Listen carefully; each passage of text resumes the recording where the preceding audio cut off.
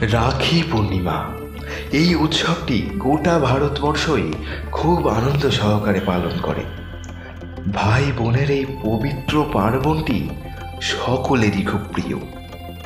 কিন্তু যে রাখি বোনের ভালোবাসা ও তাকে আজীবন রক্ষা করার শপথের প্রতীক, সেই রাখি যদি বয়ে নিয়ে আসে মৃত্যু। উত্তরাখণ্ডের এক প্রত্যন্ত গ্রাম জগৎপুরে এই রাখির উৎসবটা একটা অভিশাপ। কিন্তু কেন, কি ঘটেছিল ওখানে? রাঘব, মালব, পালক, পিঙ্কি এরা কারা? কোন আধার নেমে আসে এদের জীবনে? এদের কাছে কি রাখি সত্যি একটা রক্ষা কবচ, নাকি নাকি কোনো মৃত্যুদূত? জানতে হলে শুনতে থাকুন আমাদের আজকের নিবেদন, জগৎপুরের আতঙ্ক। গল্পটি লিখেছেন আন্তর্জাতিক খ্যাতিসম্পন্ন লেখিকা সঞ্চারী ভট্টাচার্য। শুরু হচ্ছে আমাদের আজকের নিবেদন, জগৎপুরের আতঙ্ক, যেখানে এক কথায় প্রবেশ নিষিদ্ধ। এবারে রাখি বন্ধন উৎসবটা আমরা উত্তরপ্রদেশের কোনো একটা পাহাড়ি এলাকায় উদযাপন করব। আমি আর তুই তো যাবই, সঙ্গে পিঙ্কি আর মালককেও সঙ্গে নিয়ে নেব। কি বলিস পালক? রাঘবের প্রশ্নের উত্তর দিতে গিয়ে পালক বলল, হ্যাঁ, তাহলে তো বেশ ভালোই হয় দাদা। তবে তুই পিঙ্কি আর মালককেও বলেছিস, সেটা কিন্তু আমার জানা ছিল না। আমি ভেবেছিলাম তুই বোধহয় অন্য বন্ধুদের নিয়ে যাচ্ছিস, আর সাথে আমাকেও। বারবার করে আমি যাব বলে জেদ করায় তুই আর আমার কথা ফেলতে পারিসনি, এটা ভেবেই আমার আনন্দ হচ্ছিল।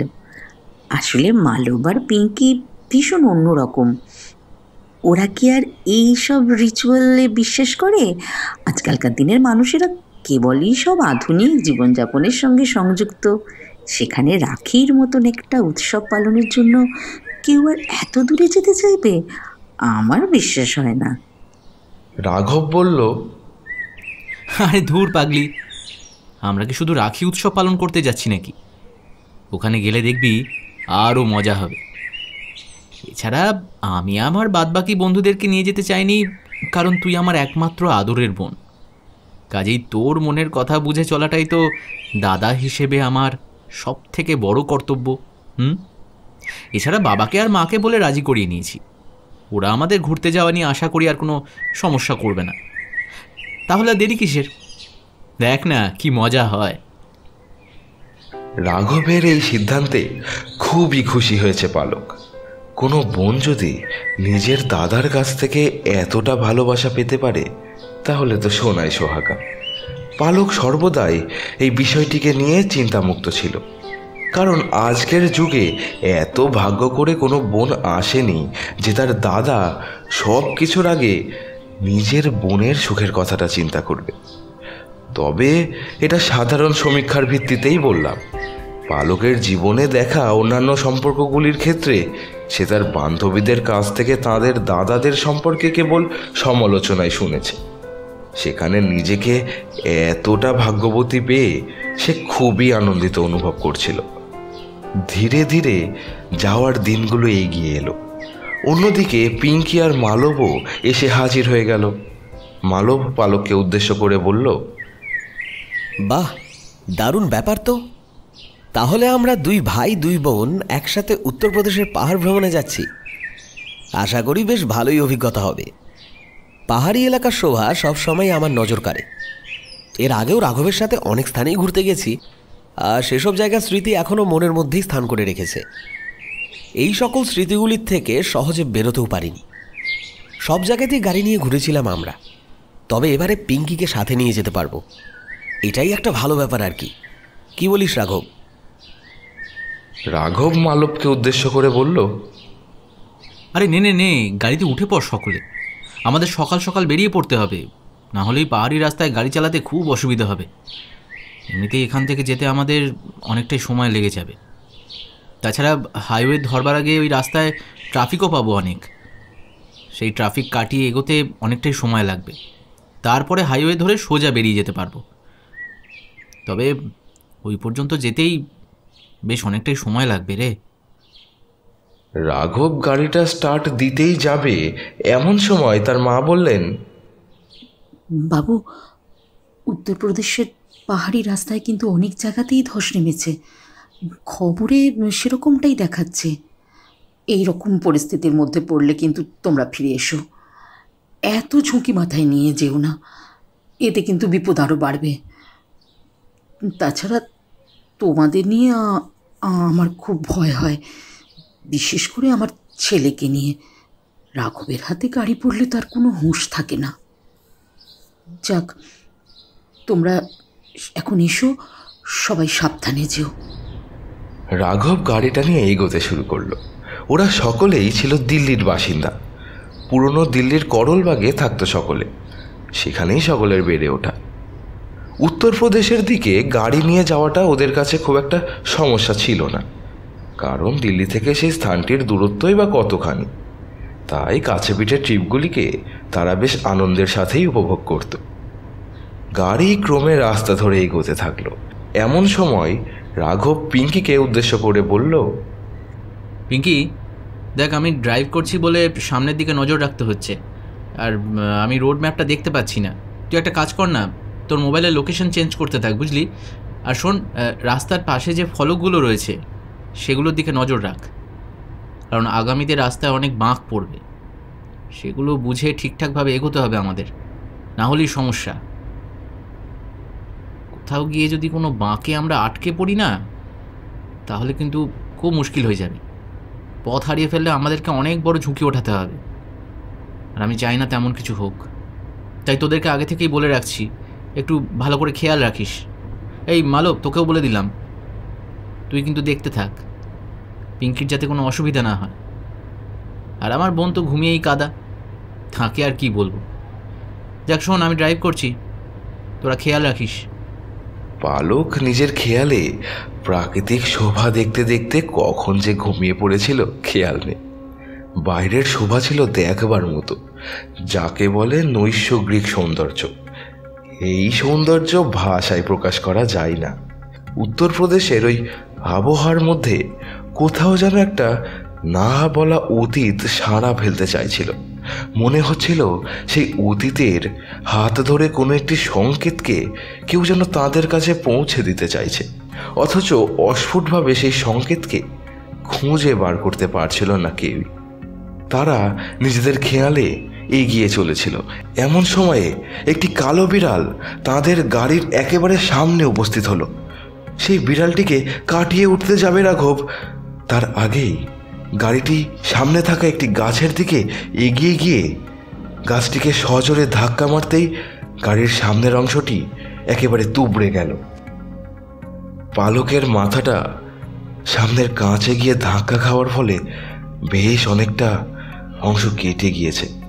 রক্তপাত হতে দেখে রাঘব প্রচণ্ড ভয় পেয়ে গেল। অপরপক্ষে পিঙ্কি ও মালবও ভয় পেয়ে গাড়ি থেকে নেমে রাস্তায় দাঁড়ালো। তখন প্রায় সন্ধে ঘনিয়ে এসেছিল। ওই শুনশান রাস্তায় সাহায্যের জন্য তারা কাউকে এগিয়ে আসতে দেখল না। এমন অবস্থায় মালব রাঘবকে উদ্দেশ্য করে বলল, আরে তুই কি দেখে গাড়ি চালাতে পারিস না?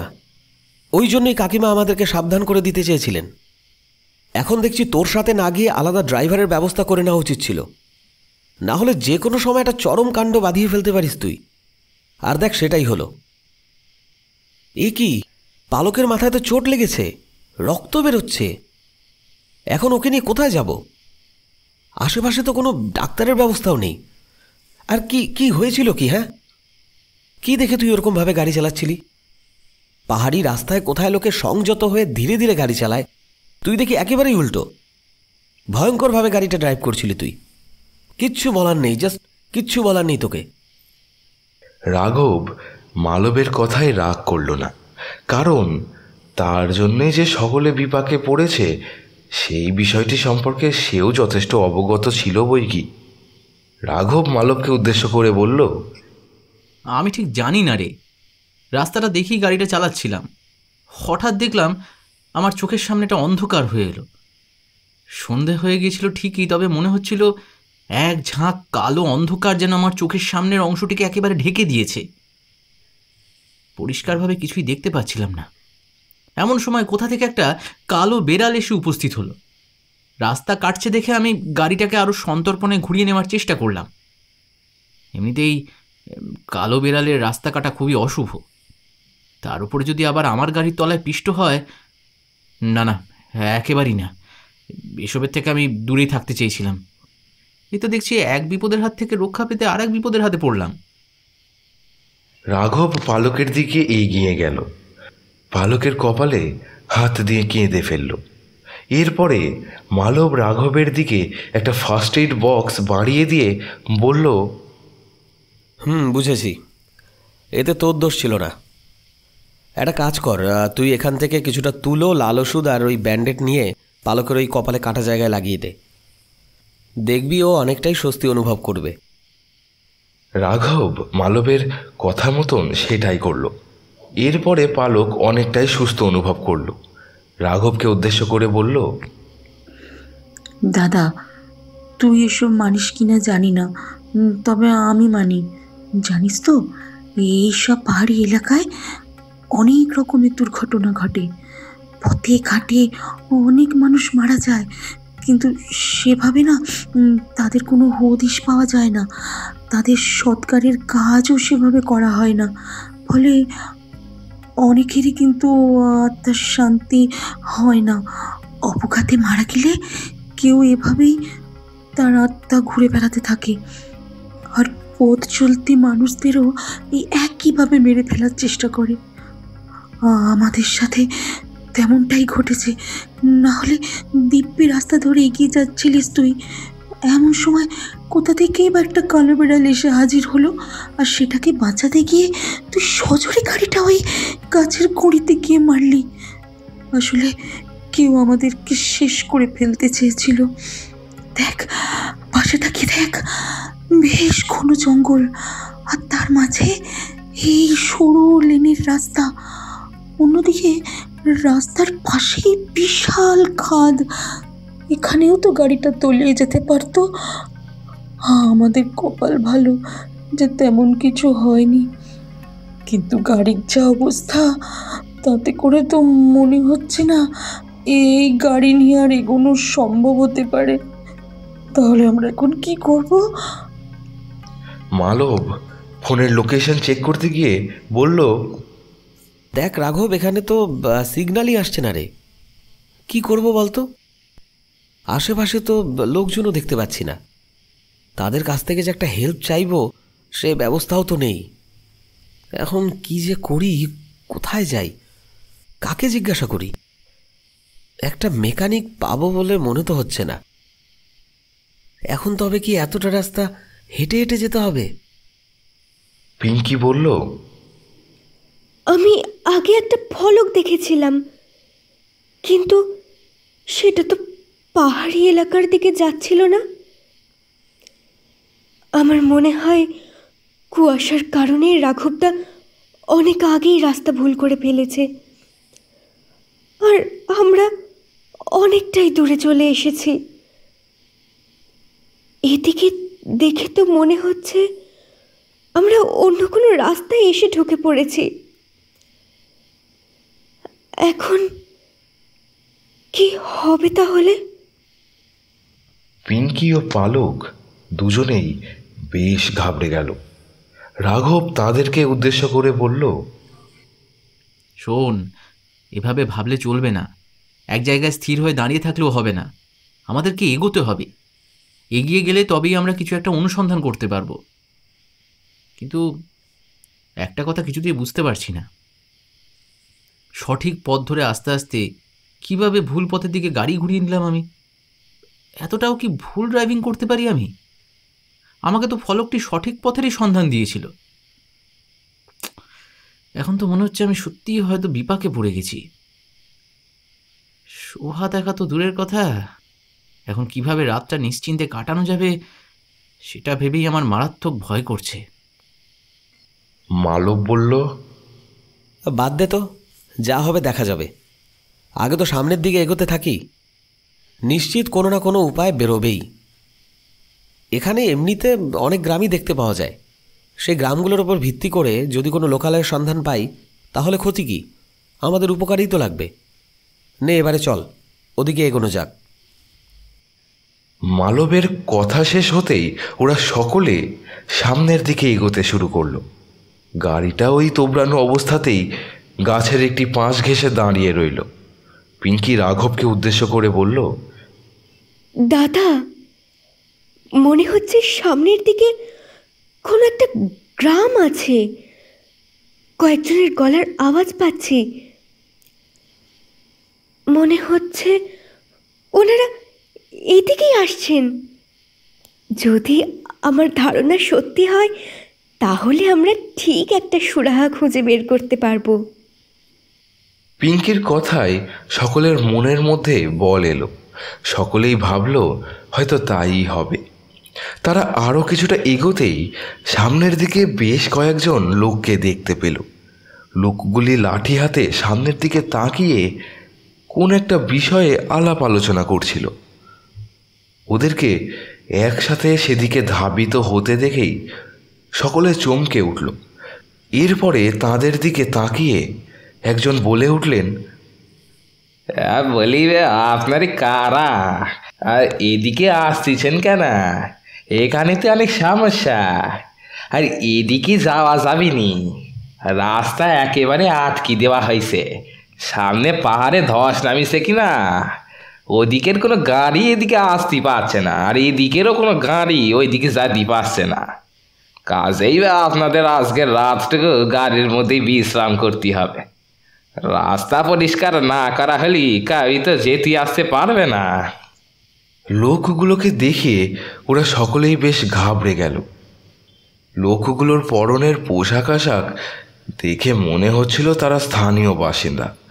আশেপাশের কোনো গ্রামের সাথেই তাদের সংযুক্ত রয়েছে। এই সকল স্থানীয় লোকেরাই যে এই ধরনের সমস্যার পাশে এসে দাঁড়ান, এই আশা নিয়ে রাঘব তাদের উদ্দেশ্য করে বললেন, আসলে আমরা সকলে দিল্লি থেকে আসছি। আমরা এখান দিয়ে উত্তরপ্রদেশের পাহাড়ি এলাকায় যাচ্ছিলাম। এমন সময় হঠাৎ কি হলো জানি না, চোখের সামনেটা একেবারে ঘোলাটে হয়ে যায়। রাস্তাটা পরিষ্কারভাবে দেখতে পেলাম না, আর এই দিকটা ভীষণ কুয়াশাচ্ছন্ন থাকায় এই অবস্থা হয়েছে। তবে আমার মা আমাকে এই এলাকার কথা আগেই জানিয়েছিলেন। এখানে যে প্রায় ধস নামছে সেই বিষয়টি আমি আগেই টের পেয়েছিলাম। তবে আমাদের যাওয়ার পথেই যে এত বড় বিপদ হবে এটা আমরা সত্যি কল্পনা করতে পারিনি। তবে কালো বেড়ালের ব্যাপারটা আমি কিছুতেই আন্দাজ করতে পারছি না। কথায় বলে কালো বেড়ালের রাস্তা কাটা নাকি খুব অশুভ। আমাদের সাথেও বলতে পারেন কিছুটা তেমনই ঘটেছে। আর ওই বেড়ালটাকে রক্ষা করতে গিয়েই গাড়িটাকে সজোরে নিয়ে গিয়ে একটা গাছের সঙ্গে ধাক্কা দিয়ে ফেলেছি। ব্যাস, তারপরেই যা হয় আর কি। যত সমস্যা। এদিকের পথ আমাদের একেবারেই অচেনা। পথ যে কোন দিকে যাচ্ছে সে বিষয়ে আমাদের কোনো ধারণা নেই। গাড়িটার অবস্থাও একেবারেই খারাপ। গাড়িটাকে নিয়ে যে সামনের দিকে এগোবো সেই উপায়ও নেই। ভাবছিলাম যদি এখানে কোনো মেকানিক খুঁজে পাওয়া যায়, কিন্তু যা দেখছি মেকানিক তো দূরের কথা, সাধারণ লোকজনকেও খুঁজে পাওয়া যাচ্ছে না। কি করব বলুন তো? এখন কিভাবে নিজেদের প্রাণ বাঁচাবো? লোকগুলি খুব মন দিয়ে রাঘবের কথা শুনছিল। এরপর তাদের মধ্যে থেকেই একজন রাঘবকে উদ্দেশ্য করে বলে উঠলেন, এই ঘটনা যে কেবল আপনাদের সাথেই ঘটেছে এমনটা নয়। এই ঘটনা অনেকের সাথেই ঘটেছে। হ্যাঁ, ওই রাস্তা ধরে যাওয়ার সময় অনেকেই বিপদে পড়েছেন। অনেকে তো গাড়ি একেবারে খাঁদে পড়ে গিয়েছে। তাদের তো আর কোনো অস্তিত্বই খুঁজে পাওয়া যায়নি। জানি না এই জায়গায় কি আছে, তবে এখানে এলেই মানুষের ঝুঁকি বাইরে যায়, প্রাণ সংশয়ের সাবধানও বাইরে যায়। সকলেই বলেন সামনে থাকা একটি গ্রামকে কেন্দ্র করে নাকি এমন ঘটনা সব ঘটে। আমরাও তেমনটাই বিশ্বাস করি। আসলে এই গ্রামটিকে কেন্দ্র করেই যত রকমের সমস্যা শুরু হয়েছে। তবে সেটা আজকের ঘটনা নয়, বহুকাল আগে থেকেই ওই গ্রামটিকে কেন্দ্র করে মানুষের মধ্যে নানা রকমের কুসংস্কারের দানা বাঁধতে শুরু করেছে। তাই আপনাদেরকে একটা পরামর্শ দেব। হ্যাঁ, এই আপনারা আজকের রাতটা যে করেই হোক ওই গাড়িটির মধ্যেই কাটিয়ে দিন। এখান থেকে 2 কিলোমিটার দূরে একটা সরাইখানা আছে, সেখানেই আপনারা মেকানিকের সন্ধান পাইয়ে যাবেন। এখন বেশ রাত হয়ে গিয়েছে, এই অবস্থায় ওই ভাঙা গাড়িটিকে নিয়ে 2 কিলোমিটার এগোনো আপনাদের পক্ষে সম্ভব নয়। কাজেই আপনারা যে করেই হোক ওই আজকের রাতটুকু গাড়িটিকে কেন্দ্র করেই আশ্রয় নেওয়ার ব্যবস্থা করুন। আমি দেখি আমার এক বন্ধুকে ফোন করে দিচ্ছি, সে আগামীকাল সকালবেলা এসে আপনাদেরকে নিয়ে যাবে। তারপর আপনারা এই সরাইখানায় বেশ কিছুক্ষণ বিশ্রাম নিয়ে সেখান থেকে অন্যত্র যাওয়ার সিদ্ধান্ত নিতে পারেন। এমন সময় পিঙ্কি ওই লোকটিকে থামিয়ে বলে উঠল, কেন আজকের রাতটা গাড়িতে কাটানোর কি আছে? আপনারা তো বলছেন সামনেই নাকি একটা গ্রাম রয়েছে, গ্রামে গিয়েই তো বিশ্রাম নেওয়া যেতে পারে, তাই না? কেউ না কেউ নিশ্চয়ই আমাদের সাহায্যের জন্য এগিয়ে আসবেন। আগে থেকে তো একটা বিমর্ষ হয়ে পড়ার তো কোনো প্রয়োজন আমি দেখছি না। ঠিক একটা না একটা উপায় বেরিয়ে আসবে। আপনারা বরং আমাদেরকে ওই গ্রামটার রাস্তাটা দেখিয়ে দিন না, আমরা সেদিকেই চলে যাব। এমনিতেই আমরা 4 জন আছি, আশা করি একসাথে গ্রামের দিকে গেলে খুব একটা কিছু সমস্যা হবে না। আমরা নির্দিষ্ট সময়ের মধ্যেই গ্রামে পৌঁছে যেতে পারবো। পিঙ্কির কথা শুনে লোকগুলি প্রচণ্ড ঘাবড়ে গেলেন। তাদের মধ্যে থেকে একজন পুনরায় তাকে উদ্দেশ্য করে বলে উঠলেন, ওই গ্রামটিকে নিয়েই তো যত রকমের সমস্যার উদ্রেক ঘটেছে, আর আপনারা সেখানেই যেতে চাইছেন। আসলে ওই গ্রামটিকে কেন্দ্র করেই এক অভিশাপ দানা বেঁধেছে। সেই অভিশাপ আজকের নয়, বহু যুগ আগে থেকেই ওই অভিশাপ গ্রামটিকে আচ্ছন্ন করে রেখে দিয়েছে। এই অভিশাপের কবল থেকে গ্রামবাসীরা কবে নিস্তার লাভ করতে পারবেন কেউ জানে না। কিন্তু এই অভিশাপের কারণ কি এবং কে রকমভাবে প্রতিটি নিরহ মানুষের প্রাণ হরণ করে চলেছে, সেই বিষয়টি সম্পর্কে কেউই কোনো অস্থির সিদ্ধান্তে উপনীত হতে পারেনি। এমন অবস্থায় কেই বাইরের আগন্তুকেরা গ্রামে প্রবেশ করতে চাইছে না। গ্রামবাসীরা নিজেরাই শহরের লোকজনকে গ্রামে প্রবেশ করতে একেবারে নিষেধ করে দিয়েছে। এই তো কিছুদিন আগে বেশ কয়েকজন শহুরের লোক গ্রামে এসে উপস্থিত হয়েছিলেন। তারাও আপনাদের মতো রাত কাটাতেই এসেছিলেন। তাদের কাউকে আর খুঁজে পাওয়া যায়নি। তাদের লাশগুলিকে গ্রামের পশ্চিম সীমান্তে থাকা সেই পুরনো কুয়োর পাড়ে পড়ে থাকতে দেখা গিয়েছিল। ছিন্ন ভিন্ন অবস্থায় তাদের দেহগুলি খুঁজে পাওয়া গিয়েছিল। এই ঘটনা সকলের মুখে মুখে রটে যাওয়ার পর কেউই আর এই পথে এগোনোর সাহস পাচ্ছে না। তারপরে আবার প্রায়শই এই অঞ্চলে ধস নামতে শুরু করেছে। কি বলি, পাহাড়ি এলাকা, তারপরে আবার ধস। রাতের অন্ধকারে এই এলাকা দিয়ে গাড়ি চালিয়ে নিয়ে যাওয়ার একেবারেই দুর্ঘটনা প্রবণ বলতে পারে। দিনের বেলাতে যে এমনটা হচ্ছে না তা নয়, আরও অনেকেই এ কথা বলেছেন। তারাও নাকি আপনাদের মতো পথ ভুল করে এদিকে চলে এসেছেন। আমার তো মনে হচ্ছে এর পেছনে অবশ্যই কোনো কালো শক্তি আছে, যে সকলকে গ্রামের উদ্দেশ্যে নিয়ে যেতে চাইছে। হ্যাঁ। কথাগুলি বলার পর লোকটি থামলেন। এরপরে পালক লোকটিকে উদ্দেশ্য করে জিজ্ঞাসা করল, আমি সেই থেকে আপনার মুখে ওই গ্রামের বিষয়টিকে নিয়ে অনেক কথাই শুনে যাচ্ছি, কিন্তু এখনো পর্যন্ত এই গ্রামটির নাম কি তা জানতে পারিনি। দয়া করে আমাদের বলুন, এই গ্রামটির নাম কি? লোকটি কিছুক্ষণ চুপ করে রইলেন। তারপর পালককে উদ্দেশ্য করে বললেন, ওই গ্রামটির নাম হলো জগৎপুর। হ্যাঁ, ওই গ্রামটির সাথে এই অভিশাপের সূত্রটি জড়িয়ে আছে। আপনারা কি এই গ্রামের নাম আগে শুনেছেন? লোকটির মুখে জগৎপুর শব্দটি শোনার সাথে সাথে তাদের 4 জনের শিরা বেয়ে হিমেল রক্তের স্রোত প্রবাহিত হয়ে গেল। রাঘব বিশেষ করে ঘাবড়ে গেল। তবে মালবী বিষয়টিকে তেমনভাবে গুরুত্ব দিতে চাইল না। সে ওই লোকটিকে উদ্দেশ্য করে বলল, হ্যাঁ, জগৎপুর। নাম শুনেছি। উত্তরপ্রদেশের পাহাড়ি পথ ধরে কোনো এক সময় এই ছোট্ট গ্রামটিকে দেখতে পাওয়া যায়। পাহাড়ের কোলে অবস্থিত এই গ্রামটি সম্পর্কে অনেক কথাই আমি বইতে পড়েছি। তার প্রাকৃতিক শোভা এবং সৌন্দর্য নাকি নজর কাড়ার মতো। কাজেই গ্রামটিতে আশ্রয় নিতে আমাদের বিশেষ কোনো অসুবিধে নেই। আর তাছাড়া আমরা তো বেরিয়েই ছিলাম উত্তরপ্রদেশের পাহাড়ি এলাকা পরিভ্রমণ করব বলে। এখানে পথের মাঝে যদি এরকম একটি গ্রামের সন্ধান পাওয়া যায় তাহলে ক্ষতি কি? সেখানেই অনেকটা সময় কাটিয়ে নেওয়া যাবে। এছাড়া এখানকার গ্রামবাসীদের সম্পর্কেও অনেক সুখ্যাতি আমি শুনেছি। প্রত্যেকেই বেশ স্বচ্ছন্দপূর্ণ। শহরের লোকজনদের সাথে তারা খুবই ভালো ব্যবহার করেন। আতিথেয়তাতেও তারা খামতি রাখেন না। কাজেই আমার মনে হয় আজকের রাতটা আমাদের এই গ্রামের দিকেই অগ্রসর হওয়া উচিত। তারপর কালকে সকালের কথা সকালে ভাবা যাবে। গ্রামে মানুষজনদের সন্ধান পেলে তাদের কাছ থেকেই না হয় সাহায্য চেয়ে নেওয়া যাবে। আশা করি তারা আমাদেরকে দূরে সরিয়ে রাখবেন না। তবে এই গ্রামটি দর্শনের উদ্দেশ্যেই আমার যাওয়া। গ্রামটিকে কেন্দ্র করে নানা রকমের রহস্যজনক ঘটনা দানা বাঁধতে দেখেছি। তবে সেগুলো আদৌ সত্য কিনা এই বিষয়টি পরখ করে দেখাটাও খুব জরুরি। এছাড়া কালকেই রাখি পূর্ণিমা। এমনিতেই আমাদের দুই বোন আমাদের সাথেই রয়েছে, আর পথের মধ্যে রাখি পূর্ণিমার মতো পবিত্র উৎসব পালনের সুযোগ পাবো না, এটা ভেবেই আমরা তাড়াতাড়ি গাড়ি চালাচ্ছিলাম।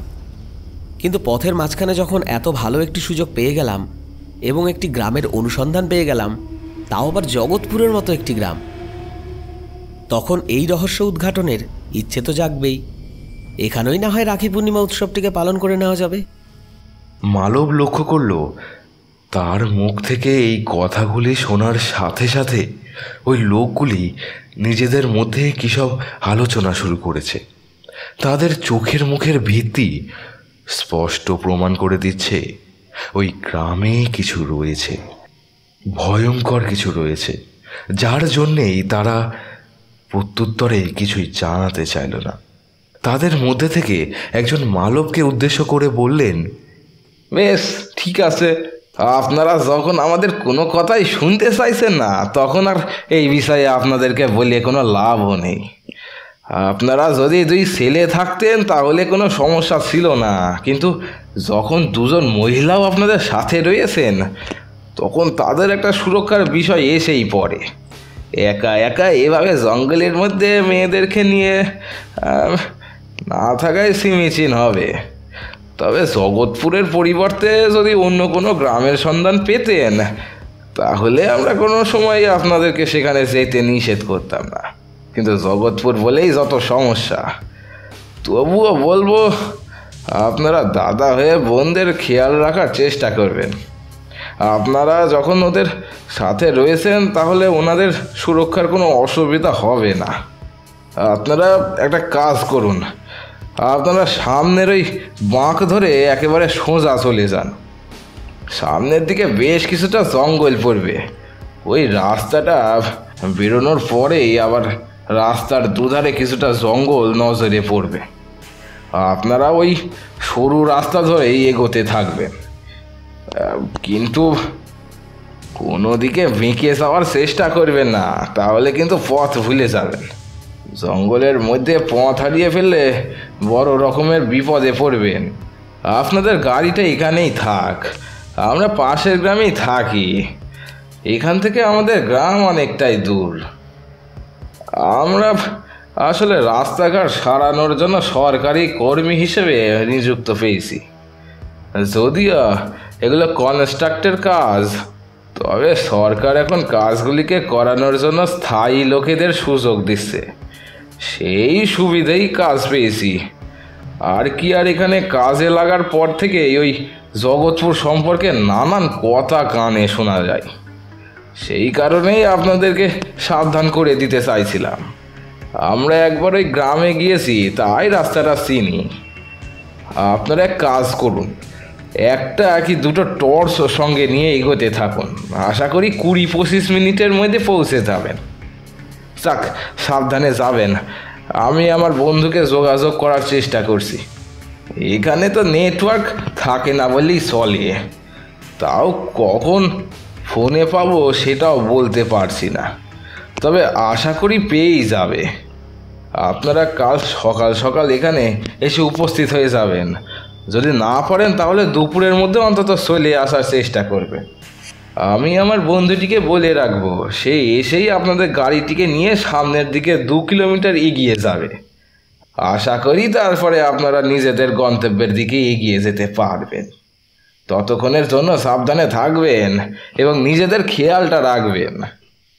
এই বলে লোকগুলি ওখান থেকে চলে গেলে রাঘব লোকগুলির কথা মতন গাড়ি থেকে 3টি টর্চ বার করে নিয়ে এলো। একটি সে নিজে ধরলো আর বাকি দুটো পালক আর পিঙ্কির হাতে দিয়ে বলল, এই শোন, আমি সামনের দিকে এগোতে থাকবো, আর তোরা আমাকে লক্ষ্য করে পিছন পিছন আসতে থাকবি। পথের মাঝখানে দুম করে এদিক ওদিক চলে যাস না, তাহলে কিন্তু বিপদ আরও বাড়বে। আমি যেদিক দিয়ে যাব সেদিক দিয়েই যাওয়ার চেষ্টা করবি, কেমন? এমনিতেই পালকের শরীর খুব খারাপ, ও খুব দুর্বল হয়ে গিয়েছে। এই পরিস্থিতিতে ওকে একা ছেড়ে দেওয়া একেবারেই ঠিক হবে না, তাই ও আমাদের মাঝ বরাবর এগোবে। আর তুই এবং মালব পিছনের দিকে থাকবি, আমরা পালককে ঘিরে ধরে এগিয়ে যাব। তাহলেই আর কোনো সমস্যা হবে বলে আমার মনে হয় না।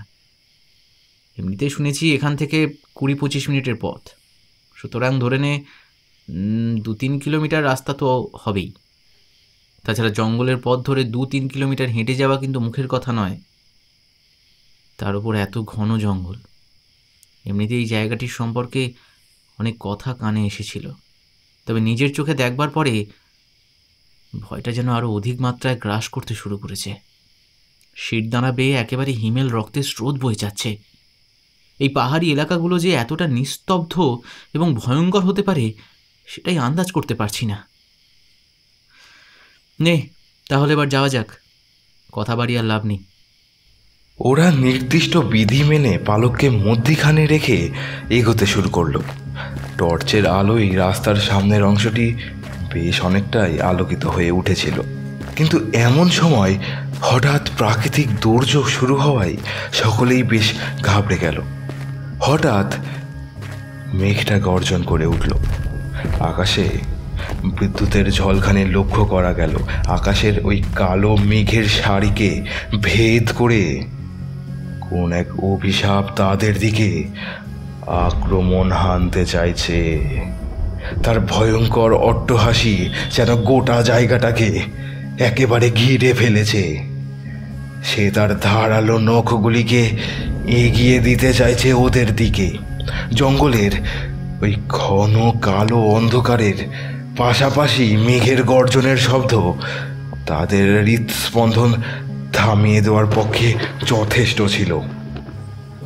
তবুও তারা মনের জোর নিয়ে সামনের দিকে অগ্রসর হতে লাগলো। রাঘব জঙ্গলের রাস্তায় অনুপ্রবেশের পর পিঙ্কিকে উদ্দেশ্য করে বলল, লোকটা ঠিকই বলেছিল বুঝলি, এদিকে জঙ্গলটা বেশ ঘন। এখানে যে কোনো মানুষের অবস্থান নেই সেটা বেশ ভালোভাবেই বোঝা যাচ্ছে। জঙ্গলের মধ্যে থেকে যদি হঠাৎ কোনো বুনো বা হিংস্র জানোয়ার বেরিয়ে এসে আমাদের উপর আক্রমণ করে তখন বাঁচার আর কোনো পথই নেই। এই টর্চ ছাড়া তো নিজেদের সংরক্ষণের আর কোনো ব্যবস্থা নেই আমাদের কাছে। কি যে করি। রাঘবের কথা শুনে পিঙ্কি বলল, দাদা, এখন এত ভেবে কাজ নেই, যে করেই হোক ওই গ্রামটাই আগে পৌঁছাতে হবে। প্রকৃতিও তো একেবারে মুখ ভার করে ফেলেছে। আমরা যখন এসেছিলাম তখন আবহাওয়া তো একেবারেই অন্যরকম ছিল, একদম ঠিক ছিল। হঠাৎ করে কি করে এরকম মেঘের গর্জন শুরু হলো কিছুতেই তো বুঝতে পারছি না। মনে হচ্ছে অল্প সময়ে খুব জোরে বৃষ্টি নামবে। কারোর কাছে ছাতাও নেই, ফলে বৃষ্টি থেকে বাঁচবার তো কোনো উপায় নেই। এদিকে পালক ক্রমাগত দুর্বল হয়ে পড়ছে, ওর বিশ্রামের দরকার। কোথাও যে কিছুক্ষণ শুয়ে বিশ্রাম নেবে সেই উপায়ও তো দেখছি না। উফ, কি যে করি। ঈশ্বর যেন আমাদের উপর করাঘাত বর্ষণ করেছেন। কার মুখ দেখেছি আজকে পেরিয়েছিলাম কে জানে। পালক অসুস্থ শরীরেই রাঘবকে উদ্দেশ্য করে বলল, ঠিক এই কারণে ঠিক এই কারণেই দাদা আমি তোকে উত্তরপ্রদেশের পাহাড়ি পথে এগোতে নিষেধ করেছিলাম। এইসব পথের অবস্থা বর্তমানে খুব একটা ভালো নয়। আর তার সেই সাথে দেখ, পার্শ্ববর্তী এই গ্রামগুলোর কুসংস্কারের জন্য ভাবধারা মানুষের মনকে একেবারে কলুষিত করে দিয়েছে। এই অবস্থায় যদি কোনো রকমের কোনো বিপদের সম্মুখীন হই আমরা, তখন রক্ষা করার জন্য আমরা কাউকে পাশে পাবো না, বরং সমস্যা আরও বাড়বে। কিন্তু তুই তো কোনোদিন নিজের জেদের বাইরে বেরোসিনি, হঠাৎ করে মাথায় ভূত চাপলো আর সাথে সাথে তুই এই পাহাড়ি পথে বেরিয়ে পড়লি কিনা। এবছর রাখি বন্ধন উৎসব আমরা পাহাড়ে গিয়ে পালন করব, এটা কোনো কথা? পরেও তো যেতে পারতাম। গ্রীষ্মকালের দিকে গেলে কি হয়, এই ধরনের সমস্যা থাকে না। আর তারপর পাহাড়ি এলাকায় যখন তখন আবহাওয়া খারাপ হয়ে যেতে পারে, বৃষ্টি নেমে যেতে পারে। পাহাড়ের ঢালে অবস্থিত ওই গ্রামের বাসিন্দাদের উপর সর্বদা এই বৃষ্টিপাতের সমস্যার সম্মুখীন হতে হয়। আর সেখানে তুই সাধারণত ঘুরতে বেরিয়েছিস, এবার যে সমস্যার সম্মুখীন হতে হলো তার দায় কে নেবে?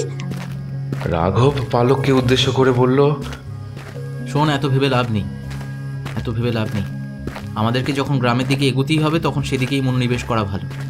এত ভাবলে সমস্যা আরও বেড়ে যেতে পারে। তুই এত ভাবিস না, আমরা ঠিক পৌঁছে যাব। আমরা সকলেই তোর সঙ্গে রয়েছি, তোর খেয়াল রাখবো, নিশ্চিন্তে থাক। এরপর তারা কেউই আর কথা বাড়ালো না। আবহাওয়ার অবস্থা খারাপ হচ্ছে দেখে তারা চুপচাপ সামনের দিকে এগিয়ে যেতে থাকলো। এভাবে এগোতে এগোতে তারা গ্রামের প্রান্তে এসে উপস্থিত হলো। এমন সময় রাঘব তাদেরকে উদ্দেশ্য করে বলল, এই ভালো করে তাকিয়ে দেখ, অদূরে গ্রামের সীমানা দেখতে পাওয়া যাচ্ছে না? হ্যাঁ, ওই তো, এখানে বেশ কয়েকটা কুটিরে আলো জ্বলতে দেখা যাচ্ছে। আমার মনে হয় আমাদের পথ অনুসন্ধান করতে কোনো ভুল হয়নি। ওই পথেই এগিয়ে যেতে হবে। চল তাহলে এগিয়ে যাওয়া যাক। তারা প্রত্যেকেই আরও কিছুটা এগোনোর পরে গ্রামের সীমান্তে এসে উপস্থিত হলো। দেখলো গ্রামের পরিবেশটা একেবারে নিস্তব্ধ। মেঘের গর্জনের সাথে সাথে বিদ্যুতের ঝলকের প্রভাবটিও গোটা স্থানটিকে আচ্ছন্ন করে রেখেছিল। এই সকল স্থানের মায়া কাটিয়ে ওঠা বড়ই মুশকিল। এমন সময়ে পালকের কানের পাশ ঘেঁষে প্রবাহিত হতে গেল এক দমকা বাতাসের সুর। সেই সুরের মধ্যেই ভেসে উঠল কিছু শব্দ। কেউ যেন তাকে বলে গেল কিছু কথা।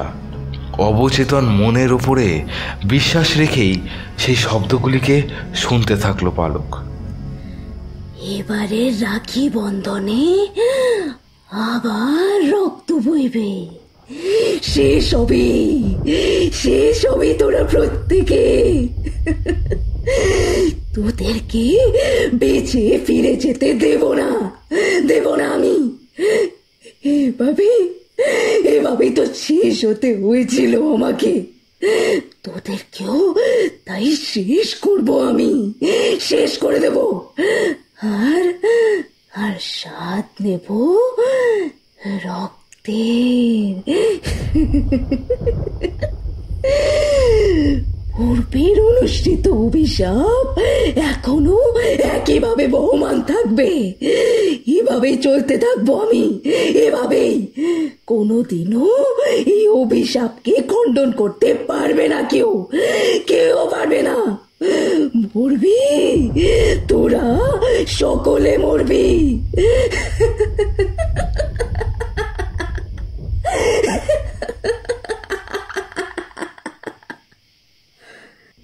ওই কণ্ঠের শব্দ পালকের কানে এসে পৌঁছতেই সে চিৎকার করে উঠল, দাদা, এখানে কিছু একটা আছে, বিশ্বাস কর, কেউ একটা তো আছেই।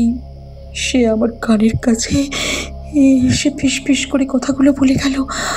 আমি তার কণ্ঠ পরিষ্কার শুনতে পেয়েছি, এক মহিলার কণ্ঠ। আর সেই সঙ্গে শুনেছি এক কটাক্ষ হাসির শব্দ। কি ভয়ঙ্কর সেই অনুভূতি! পালকের কথাগুলি শোনার সাথে সাথেই রাঘব বলল, এসব তোর মনের ভুল বোন। আসলে সজোরে মেঘ গর্জন করেছে, আর তারপরে এই অচেনা জায়গা, নিস্তব্ধ রাত্রি। ওই লোকগুলোর বলা কথাগুলো নিয়ে তুই দুশ্চিন্তা করছিস, সেই কারণেই এমনটা মনে হচ্ছে তোর। সেই কারণেই তোর মনে এত ভয় জমা হচ্ছে। তুই আসলে আন্দাজ করতে পারছিস না, তাই এইভাবে কল্পনা করছিস। ভয় পেয়ে যাচ্ছিস বড্ড, আর কিচ্ছু নয়। পালক কিছুতেই আসল বিষয়টিকে তার দাদার সামনে তুলে ধরতে পারল না।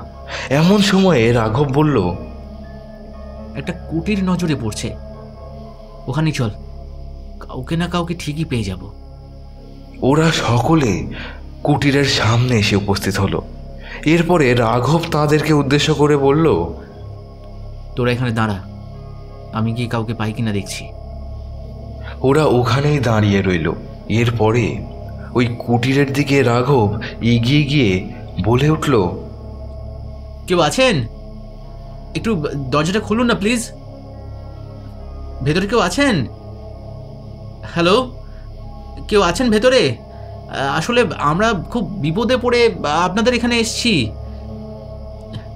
একটু খুলবেন দরজাটা। কোনো উত্তর পেল না রাঘব। এরপরে হঠাৎ এক বৃদ্ধকে লণ্ঠন হাতে বেরিয়ে আসতে দেখল রাঘব। হঠাৎ সজোরে বৃষ্টি নেমে গেল। এমন সময় সকলে এগিয়ে এসে ওই কুঠিরের তলায় আশ্রয় নিল।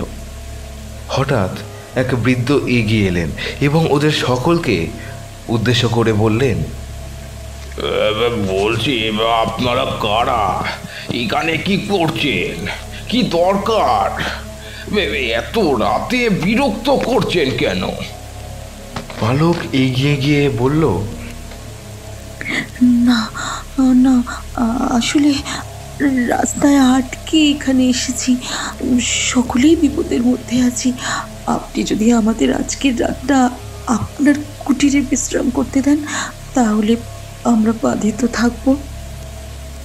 বৃদ্ধ লোকটি প্রথমে বিষয়টিকে গুরুত্ব না দিলেও পরক্ষণেই বললেন, তোমরা যার কাছ থেকে বাঁচতে এখানে এসেছো, সে এমনিতেই তোমাদের লক্ষ্য করে ঠিক পৌঁছে যাবে।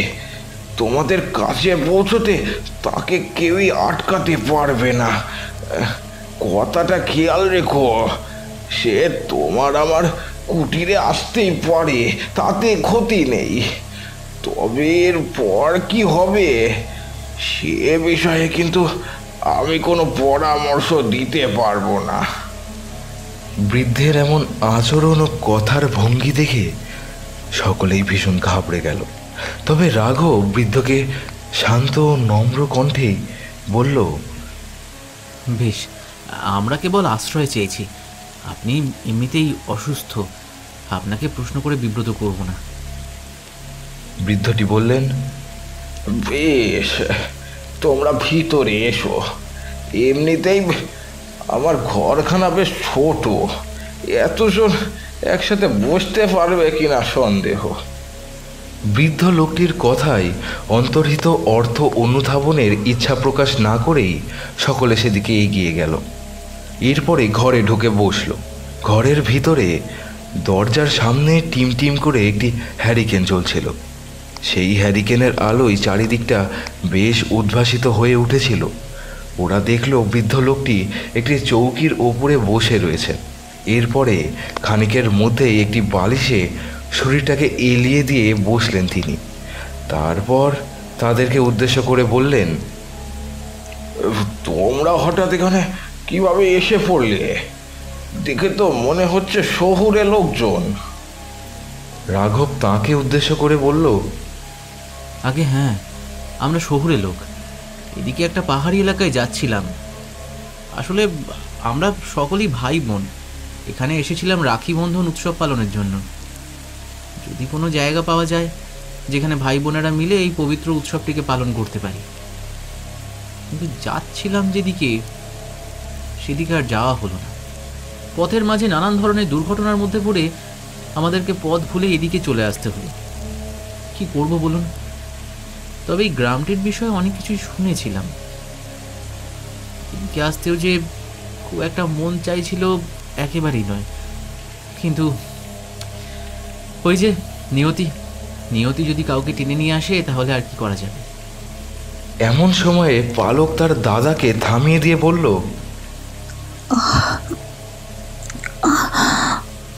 আমার মাথায় বড্ড চোট লেগেছে। এখন এসব কথা বাদ দে দাদা, আমি একটু বিশ্রাম করতে চাই, তোরাও একটু বিশ্রাম কর।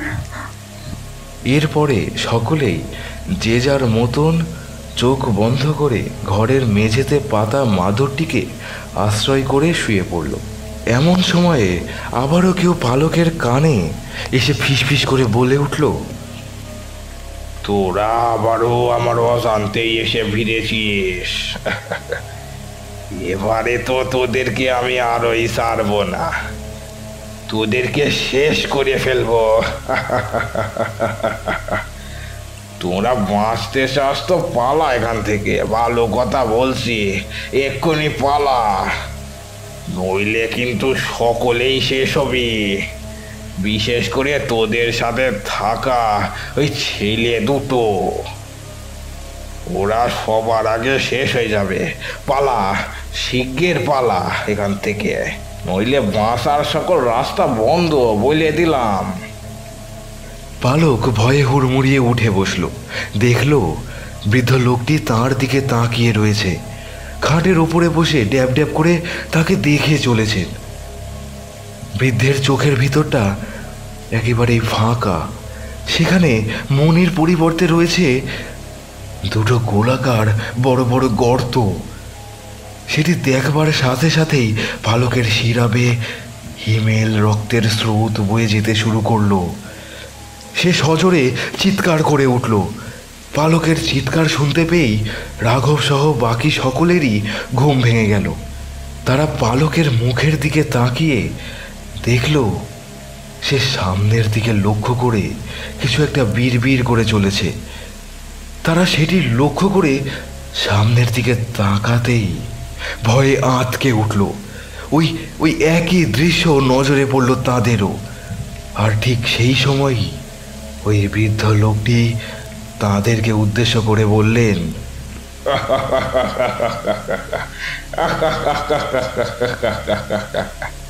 এখান থেকে পালানোর যে আর কোনো রাস্তা নেই, আর তো শুধু এই কালো রাতটার অপেক্ষা, হাতে রাখির ধাগা বাঁধার অপেক্ষা। রাখির ধাগায় বাঁধা পড়লে ভাই বোনের সম্পর্ক যেমন অটুট হয়, ঠিক তেমনি এই ধাগায় বাঁধা পড়বার সাথে সাথে তোদেরকে শেষ করে ফেলবো আমি। যেভাবে আমাকে সেদিন শেষ হইতে হয়েছিল, আমিও সকলকে ওইভাবে শেষ করে দিই, কেউ কিছু করতে পারবে না, এই বলে দিলাম। তোদেরকে মরতেই হবে, এখনো সময় আছে। আজকে রাতের মধ্যেই তোরা পালিয়ে যা এখান থেকে, নইলে।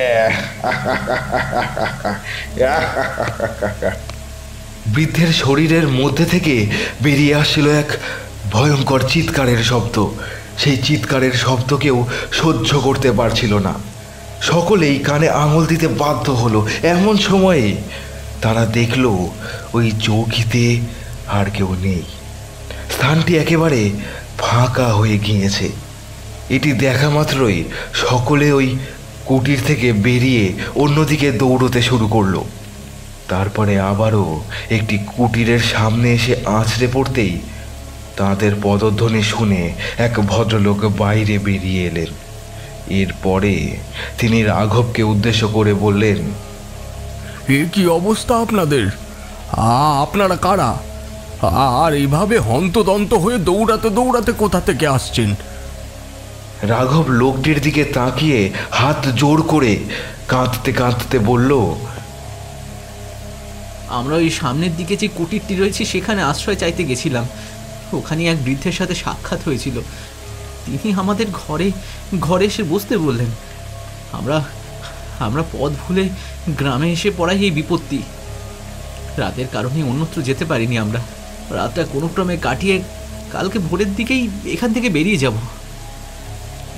এমন সময় ওই লোকটি চোখ কপালে তুলে বললেন, কি সর্বনাশ! আপনারা ওই কুটিরে কেন গেছেন? অবশ্য আপনাদের না জানারই কথা, এই গ্রামে এই গ্রামে এতকাল ধরে যে অভিশাপ নিজের ডালপালা বিস্তার করে রয়েছে সেটি সূত্রপাত ঘটেছিল ওই কুটিরেই। আপনারা ভিতরে আসুন, আজকের রাতটা আপনারা আমাদের ঘরেই বিশ্রাম নিন। আমি হলাম গিয়ে এই গ্রামের মোড়ল, আমার নাম বিশু, আর ইনি হলেন আমার স্ত্রী কমলা। ওই কুটিরে কেউ যায় না, এমনকি সন্ধ্যের পরে সেদিকে কেউ পাও রাখে না। আসলে এই স্থানটি অভিশপ্ত, আমরা কেউই সেদিকে যাওয়ার সাহস দেখাই না। কাজে আপনাদের ওদিকে যাওয়া একেবারে উচিত হয়নি। আপনারা যে জীবিত ফিরে আসতে পেরেছেন এই অনেক। শুধু শুধু এটুকুই বলবো, আজকের রাতটা বিশ্রাম নিয়ে এখান থেকে পালিয়ে যান। রাঘব চোখের জল মুছে বলল, আমার বোন খুব অসুস্থ। এই অবস্থায় জানি না এত ধকল সহ্য করে কালকে এখান থেকে সে যেতে পারবে কিনা। তবে অনেকক্ষণ ধরেই আপনাদের সকলের মুখে এক অভিশাপের কথা শুনছি। ওটা আসলে কি কি ঘটেছিল সেখানে? আমি তো কিছুই বুঝতে পারছি না।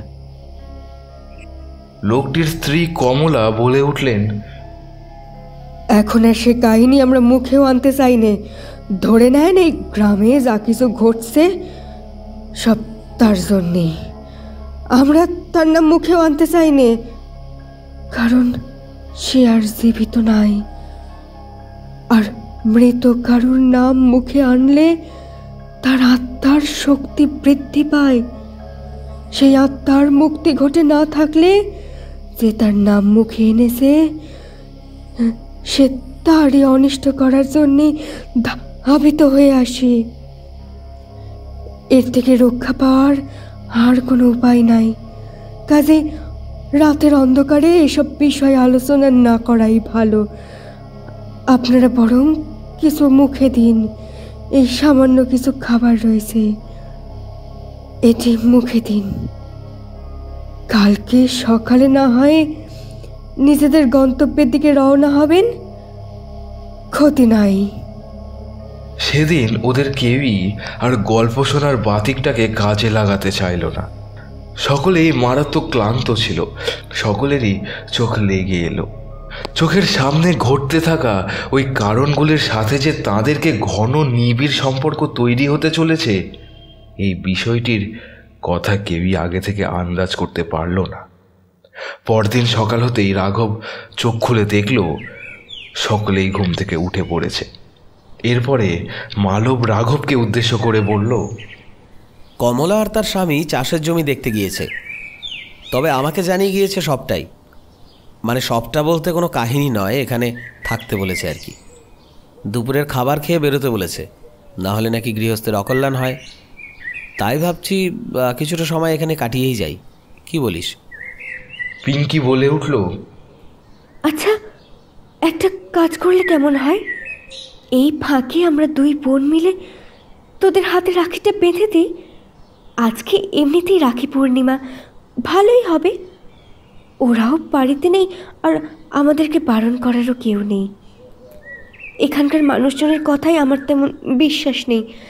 আর কালকে যা হয়েছে হয়েছে, সেসবের কথা বরং ভুলে যাওয়াই ভালো। এছাড়া রাস্তার ধারে গাড়িটা পড়ে রয়েছে, ওদিকে তো পৌঁছতে হবে। সেই লোকগুলোও তো অপেক্ষা করছে আমাদের জন্য। ওরা হয়তো কাউকে নিয়ে এসেছে, সেও অপেক্ষা করবে। কি দরকার, তাড়াতাড়ি কাজ সেরে ওদিকে এগিয়ে যাওয়াই বরং ভালো। এছাড়া পালকের শরীরটাও আগের থেকে এখন ঠিক লাগছে। কাজে এখানে দেরি করে আর কোনো লাভ নেই। ওদের দুজনের কাছেই রাখির সরঞ্জাম ছিল। ওরা রাখি বার করে যে যার ভাইকে হাতে পরিয়ে দিল।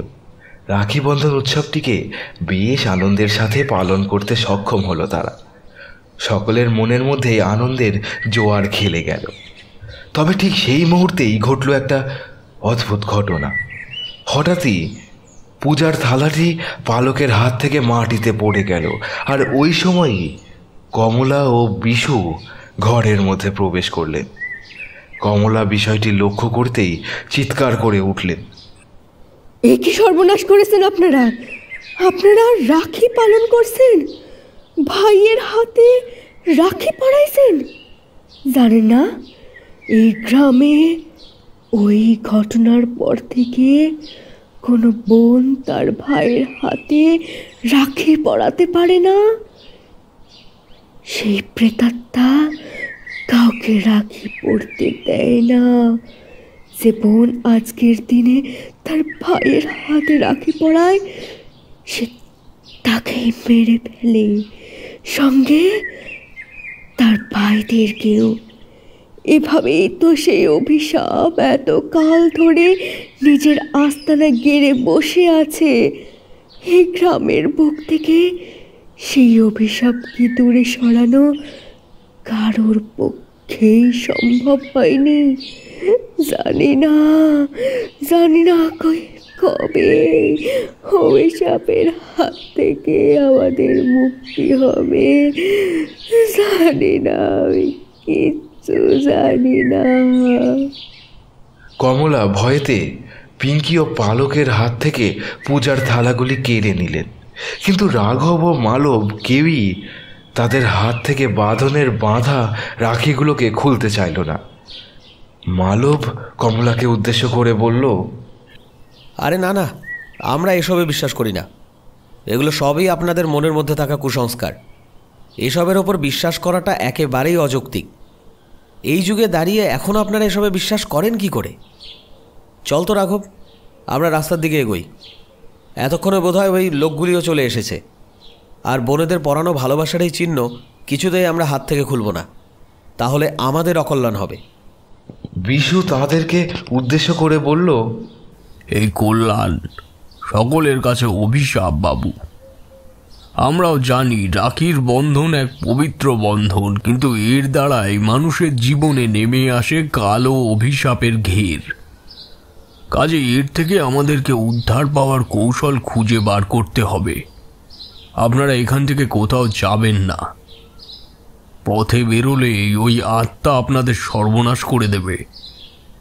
আপনারা এখানেই থাকুন আর দয়া করে হাত থেকে ওই রাখিটি খুলে দিন।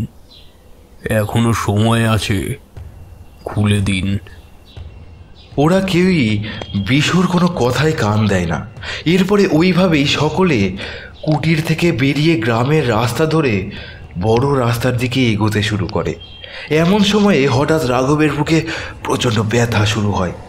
মনে হয় কেউ যেন তার গলাটাকে শক্ত করে চেপে ধরেছে। ধীরে ধীরে ক্রমে দম বন্ধ হয়ে আসতে থাকে রাঘবের। রাঘবকে ওই অবস্থায় দেখে মালবও অস্থির হয়ে পড়ে।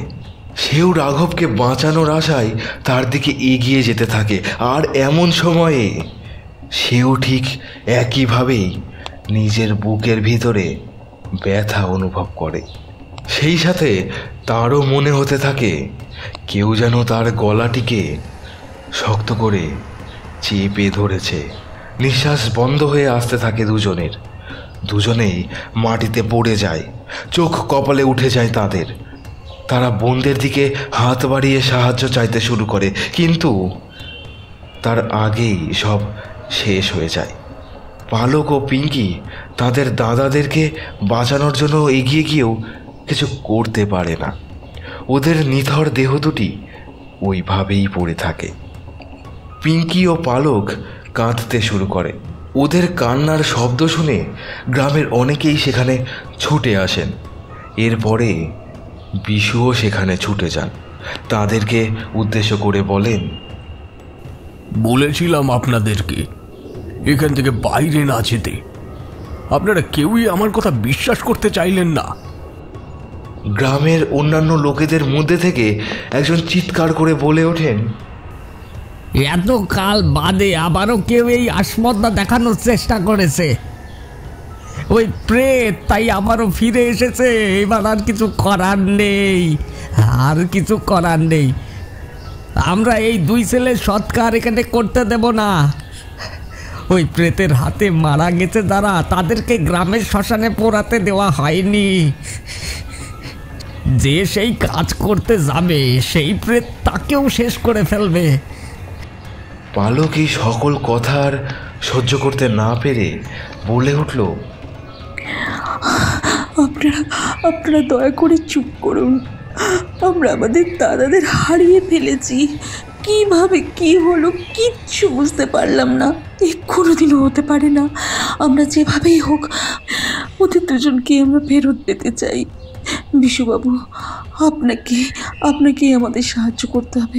আমি কিচ্ছু জানি না, ওদেরকে ফিরিয়ে আনতেই হবে। বিশু বললেন, এটা আর সম্ভব নয়, কারণ সেই প্রেত ওদেরকে মেরে ফেলেছে। এটাই তো নিয়ম। কেউ এই নিয়মের বাইরে বেরোনোর চেষ্টা করলেই সেই প্রেত তাদেরকে এভাবেই শেষ করে ফেলে। আর এই রীতি বহুকাল ধরে চলে আসছে, যার জন্যেই এই গায়ে কেউ কোনোদিনও রাখি উৎসব পালন করেনি। কারণ তারা কেউই তাদের ভাইদেরকে হারাতে চায়নি। যেখানে ভাইয়ের দীর্ঘায়ুর জন্য বোনেরা প্রার্থনা করে, সেদিনকেই এই গ্রামে শুরু হয় মৃত্যুর মিছিল। রাখি পড়ার সাথে সাথেই সকলে মারা যেতে থাকেন। ওদের দেহ দুটিকে নিয়ে আপনারা আমার সাথে কুটিরে আসুন। আমি আপনাদেরকে সেই কাহিনীর বিষয়ে বিশদ জানাচ্ছি। এই গ্রামের লোকেরা কেউই এখন আপনাদেরকে এই কাজে সাহায্য করতে পারবেন না, উল্টে আরও কথা শোনাবেন। তবে একটা উপায় আছে, সেই উপায়ের দ্বারা এই অভিশাপকে চিরকালের জন্য গ্রাম থেকে দূর করে দেওয়া সম্ভব। কিন্তু এই কাজ কি আপনারা করতে পারবেন? বিশুর কথা শুনে পালক তাকে উদ্দেশ্য করে বলল, পারবো, সব পারবো। যে কোনো ঝুঁকির সামনা করতে পারবো। আমাদেরকে শুধু উপায়টা বলুন। ওদের মনের জোর দেখে গ্রামের লোকেরা সকলেই সেদিন হতবাক হয়ে গিয়েছিলেন। এরপরে রাঘব ও মালবের দেহ দুটিকে ধরে বিশুর কুটিরে নিয়ে আসা হলো। কমলা সেটি দেখে আরও ভেঙে পড়লেন। বিশু, পিঙ্কি ও পালককে উদ্দেশ্য করে বললেন, এর পিছনে রয়েছে এক ভয়ঙ্কর ইতিহাস। আমি আপনাদেরকে আজ সেই কাহিনী বলবো। আজ থেকে প্রায় অনেক বছর আগে এই গ্রামে এক মোড়ল থাকতেন। সেই মোড়লের বাড়িতে গিয়েই আপনারা উঠেছিলেন। ওই মোড়লের আত্মাই আপনাদেরকে সাবধান করবার চেষ্টা করেছিল। উনি নিজেও এখন আর জীবিত নেই। অনেক কাল আগেই ওনার নিধন হয়ে গিয়েছে। মোড়লের দুই সন্তান ছিল, পিয়ালি ও সায়ক। সায়ক বড় ছেলে ছিল। অনেকে বলেন পিয়ালি নাকি মোড়লের নিজের সন্তান ছিল না, তিনি তাকে কুড়িয়ে পেয়েছিলেন। সায়ক ছিল অত্যন্ত লোভী। সে তার বোন পিয়ালিকে একেবারেই পছন্দ করত না। মোড়ল এই বিষয়টির সাথে পরিচিত ছিলেন না। একদিন রাখি বন্ধন উৎসবের দিন পিয়ালি যখন তার দাদা সায়কের হাতে রাখি পরাতে যাচ্ছে, ঠিক সেই সময়ই তার দাদা সায়ক বোনকে ধাক্কা মেরে ফেলে দেয়। পিয়ালির মাথাটা সামনের কাঠের বেড়ির সাথে লাগার সাথে সাথেই সে জ্ঞান হারিয়ে ফেলে এবং তার মাথা দিয়ে রক্ত বেরোতে শুরু করে। মোড়ল মেয়েকে বাঁচানোর কথা বলায় সায়ক তাতে রাজি হয় না, আর পিয়ালি ওইভাবেই পড়ে থেকে থেকে শেষ হয়ে যায়। রক্তক্ষরণের প্রভাবে তার অকাল মৃত্যু ঘটে। সায়ক তার পিতাকে বলে, এই মেয়ে থাকলে আগামীতে সম্পত্তির ভাগ চাইতো। সে কোনোভাবেই বিয়ে করে যেতে ইচ্ছুক ছিল না। আমি অনেক করে তোমাকে ওকে এখান থেকে দূরে কোথাও পাঠিয়ে দেওয়ার জন্য বলেছিলাম। এমনিতেই তো মা মারা গিয়েছে, তারপর একার সংসার, তোমার তেমন কোনো রোজগারও নেই। আর এই অভিশাপটা কার না কার সন্তান আমি তাও জানি না। সেই পাপটাকে নিয়ে এসে তুমি ছোট থেকে মানুষ করেছো। আমি ওকে কোনো দিনও সহ্য করতে পারিনি। আজকে যখন ও আমার হাতে রাখি পরাতে এসেছে, আমি সেটাও নিতে পারিনি। তাই আমি ওকে ধাক্কা দিয়ে মেরে ফেলেছি। ভালো হয়েছে ও মারা গেছে। আমি আর কিচ্ছু বুঝতে চাই না। আমি বাড়ি ছেড়ে চলে যাচ্ছি আজকে। এই গ্রামে আর কোনো দিন আমি ফিরবো না। শহরে যাচ্ছি কাজের আশায়। তুমি পচে মরো এখানে। এইভাবেই সায়ক সেদিন গ্রাম ছেড়ে চলে গিয়েছিল। মোড়লের ছেলের মুখে এমন কথা শুনে গ্রামের লোকেরাও পিয়ালিকে ঘৃণার নজরে দেখতে শুরু করেছিল। ফলে সেদিন আর কেউই পিয়ালির মৃত শরীরটির সৎকারের ব্যবস্থা করেনি। পিয়ালি অযাচিতভাবে মৃত্যুর কোলে ঢলে পড়েছিল। শোনা যায় পিয়ালির শরীরটাকে মোড়ল মশাই গ্রামেরই কোনো এক স্থানে নিয়ে গিয়ে রাতের অন্ধকারে পুঁতে দিয়েছিলেন। এই জঙ্গলের ভিতরেই কোনো একটি স্থানে তিনি পিয়ালিকে পুঁতে দিয়ে এসেছিলেন। এরপরে কেউই আর পিয়ালির কোনো হদিশ পায়নি। কিন্তু এইখানেই বিষয়টা শেষ হয়নি। এরপরে পিয়ালি প্রেত হয়ে ফিরে এসেছিল। শোনা যায় সে তার ভাই অর্থাৎ সায়ককেও শেষ করে দিয়েছিল, এমনকি মোড়লকেও হত্যা করেছিল। সকলে মোড়লকে একদিন তার কুটিরের মধ্যে মৃত অবস্থায় খুঁজে পেয়েছিলেন। কিন্তু কে কিভাবে মোড়লের হত্যা করেছিল এই বিষয়টি আজও রহস্য হয়ে থেকে গিয়েছে।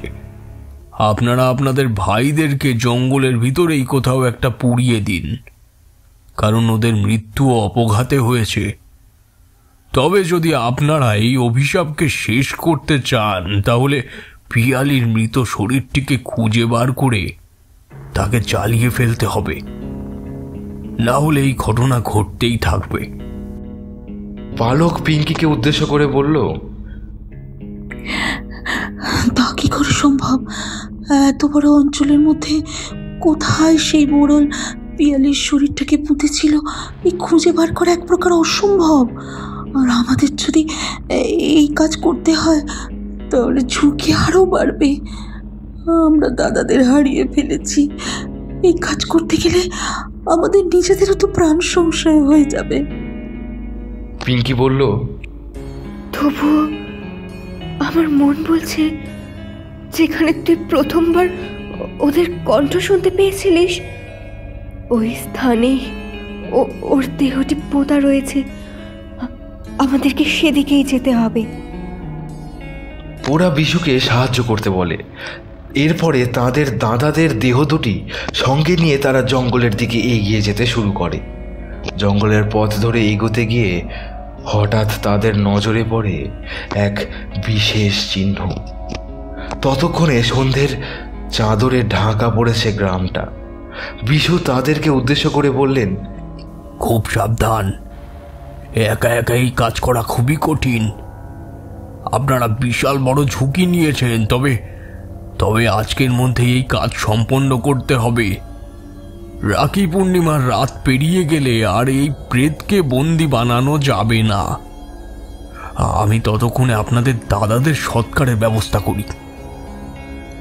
বিশু জঙ্গল থেকে কাঠকুঠো জোগাড় করে এনে রাঘব ও মালবের দেহ দুটিতে আগুন ধরিয়ে দেয়।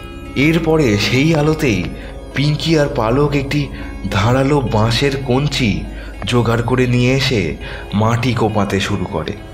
কিছুটা মাটি কোপানোর সাথে সাথেই জোরে জোরে বাতাস বইতে শুরু করে। তারা একটি পচা গলা শরীর উদ্ধার করে। মাটিতে মিশে রয়েছে তার হাড়গুলি। ওদের দেখে বুঝতে অসুবিধা হয় না এটাই পিয়ালের শরীর। বিশ্রী গন্ধ নাকে ভেসে আসতেই গা গুলিয়ে উঠল পালকের।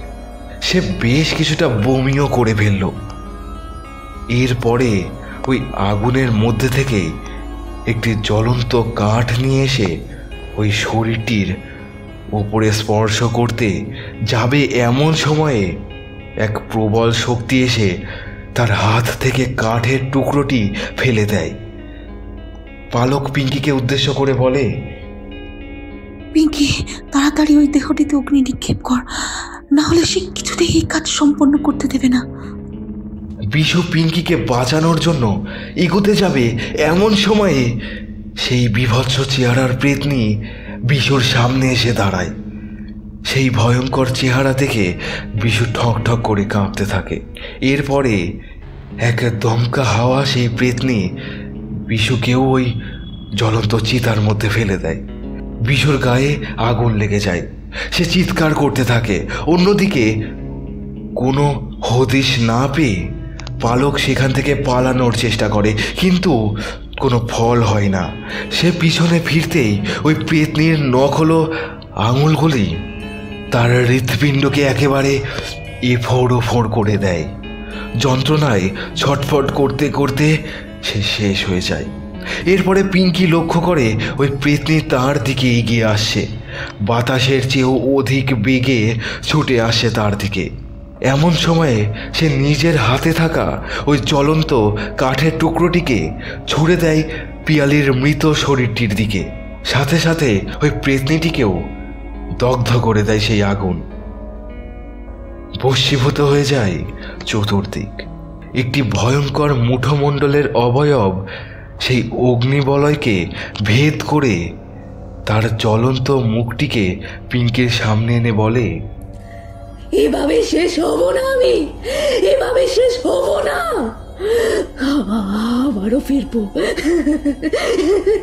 আবারও ফিরবো, আবারও ফিরবো আমি। কেউ আমাকে শেষ করতে পারবে না, কেউ না, কোনোদিনও না, কোনো মূল্যেই নয়।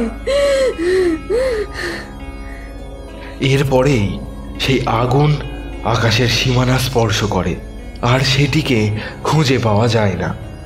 ওই মাটির গর্ভেই কোথাও সেটি হারিয়ে যায়। হাঁক ছেড়ে বাঁচে পিঙ্কি, কিন্তু সেদিন রাতে সে হারায় সকলকে। একসাথে সকলের ছাই গায়ে মেখে ওই জঙ্গলের গণ্ডি পেরিয়ে খোঁড়াতে খোঁড়াতে এসে পৌঁছয় রাস্তার ওপরে। সেখানে কিছু লোক তাকে আবিষ্কার করে। এরপরে তারা পিঙ্কিকে নিয়ে আরও 2 কিলোমিটার এগিয়ে যায়। সেখানে একটি হাসপাতালে সেদিনের রাতটা তাকে রেখে তার চিকিৎসা করা হয়। পরের দিন সকালে কিছু স্থানীয় লোক এগিয়ে আসে পিঙ্কির দিকে। ওদেরকে দেখে চিনতে পারে পিঙ্কি। তারা পিঙ্কিকে উদ্দেশ্য করে জানাতে চাইলে পিঙ্কি পূর্বে ঘটে যাওয়া সমস্ত বিভীষিকার কথা তাদের জানায়। এরপরে তারা পিঙ্কিকে সুস্থ করে দিল্লিতে ফেরত যাওয়ার বন্দোবস্ত করে দেন। তবে তাদের ওই গাড়িটিকে সঙ্গে নিয়ে আসা পিঙ্কির পক্ষে সম্ভব হয়নি, কারণ সেই গাড়িটিকে নাকি সেই স্থানে আর খুঁজেই পাওয়া যায়নি। পরের দিন যারা গাড়িটিকে মেরামত করবার জন্যে নিয়ে যেতে এসেছিলেন, তারা নাকি ওই স্থানে কোনো গাড়িকেই ভগ্ন অবস্থায় পাননি। সেখানে কিছুরই উপস্থিতি ছিল না। এটি নেহাতি অজুহাত ছিল নাকি পিয়ালির প্রীতি ছিল, এসবের পিছনে সেটি আমৃত্য পিঙ্কির কাছে রহস্যবৃত হয়েই থেকে গিয়েছিল। তবে এই ঘটনার পরে পিঙ্কি আর কোনোদিনও স্বাভাবিক জীবনে ফিরে আসতে পারেনি। কিছুকাল স্বাভাবিক থাকার পরেও নাকি সে আবারও পিয়ালির আত্মাকে দেখতে পেয়েছিল, কিন্তু কাউকেই সেই ধারণায় বিশ্বাস করাতে পারেনি সে। তার পরিবারের লোকেরাও কোনো উপায় না পেয়ে পিঙ্কিকে মানসিক চিকিৎসালয়ে পাঠিয়ে দিতে বাধ্য হয়েছিলেন। এরপরে নাকি সেখানেই আশ্চর্যজনকভাবে তার মৃত্যু হয়। সেই মৃত্যু রহস্যকেও খুঁজে বার করা সম্ভব হয়নি। এভাবেই শেষ হয়েছিল বিষয়টি।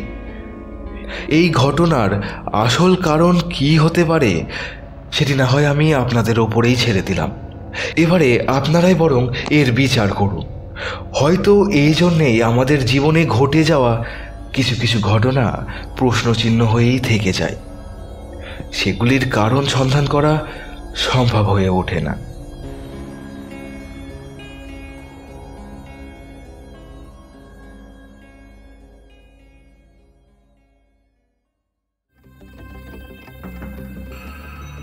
আশা করি গল্পটা আপনাদের সকলের ভালো লেগেছে। আরও নতুন নতুন গল্প নিয়ে আমরা হাজির হব খুব শীঘ্রই। পাশে থাকুন, শুনতে থাকুন বংভূতুরে। গল্পের সূত্রধর নির্মাল্য, গল্পের কথক বৃদ্ধ মোড়ল এবং স্থানীয় লোক যে রাস্তার কাজে ছিল তার চরিত্রে আমি প্রীতম। সায়কের চরিত্রে অব্যক্ত অডিও স্টোরিজ ইউটিউব চ্যানেলের রমাকান্ত। সাধারণ গ্রামবাসী এবং বিশুর চরিত্রে রাজদেবী প্রোডাকশনের রাজপ্রতাপ। রাঘবের চরিত্রে এখন গল্প ইউটিউব চ্যানেলের সুমন। কমলা ও পিঙ্কির চরিত্রে সায়ন্তী। পালক ও রাঘবের মায়ের চরিত্রে তনিমা। পিয়ালির চরিত্রে নম্রতা এবং মালবের চরিত্রে শোভন। এছাড়াও আমাদের স্টুডিও সাপোর্টে আমরা পাশে পেয়েছি মিহান্স প্রোডাকশনকে। অসংখ্য ধন্যবাদ জানাই সকলকে। ভালো থাকবেন, শুনতে থাকবেন বং ভুতুরে।